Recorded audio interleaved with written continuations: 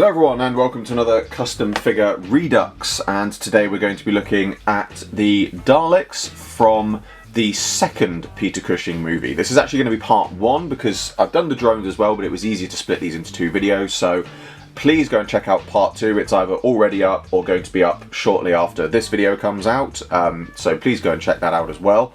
So today we're just going to be looking at the leaders, what I determine as the leaders. So from left to right we have the black second in command Dalek, we have the Dalek saucer commander, and then we have the gold first in command Dalek. So originally I obviously did these many years ago, and they ended up getting put in the bottom of a box. They ended up having bits of them snapped off, like they lost their dome lights, which I just used as like coloured LEDs, and they'd lost their arms and things like that, and they'd just fallen into large states of disrepair. So I figured it was about time that I redid them and remade them. And so essentially what I've done is refurbish the original models, but I've also made a few changes, both of my own construction and also got some other parts in.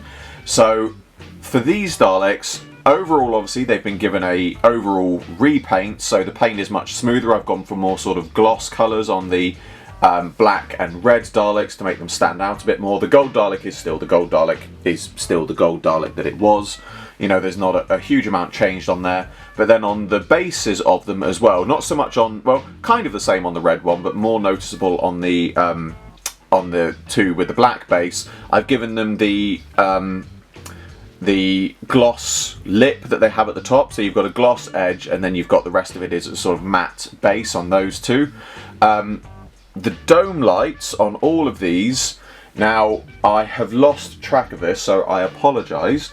Some of these were from Nathan David Ward over at NDW Designs, others were from eBay. I believe Robert Fusco is the designer of them, so I want to thank them both for those. It was, you know, extremely helpful having these. As I said previously, I'd use little coloured LEDs, which still work very well, but you know, with the 3D printing coming out more and things like that, it's definitely something which, you know, it's not something that I could have done myself because these are printed in resin. I've got a PLA printer, so it was great to have these dome lights sort of quite accurate on there as well. Just going back to the painting as well, the other thing that I've done is, if I don't know how well it comes up on camera, but it can be seen. So the underneath of the slats, as it were, or what is in the sculpt, the underneath of the slats, I've painted respectively black, red and gold.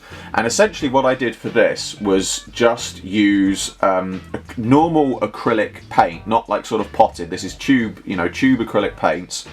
Essentially paint the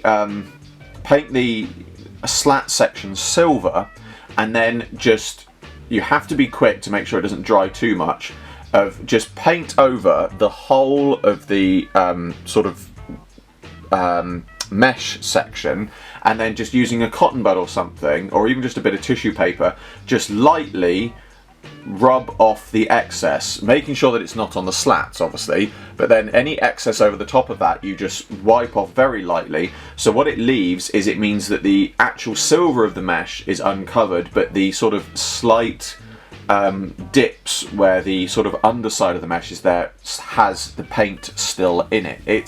It's a bit difficult to do and get right, but it does certainly look the part and really does make them sort of stand out a bit more.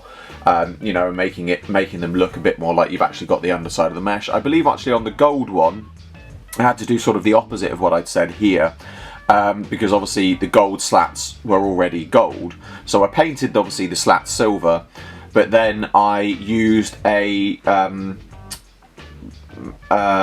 metallic Sharpie, a paint pen rather than a Sharpie actually, to just go over the detailing on the mesh very lightly without pressing too hard, so it didn't sort of fill in the gaps and the dips. And again, it's worked very well. I'm very pleased with how that's come out.